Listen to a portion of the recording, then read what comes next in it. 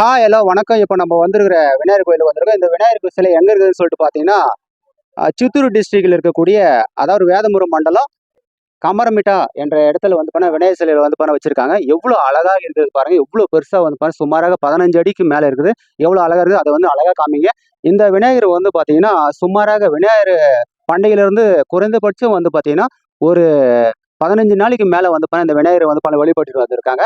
அவ்வளோ அழகாக இருக்கிறது. மாடு மேல வந்து இருக்கிறது.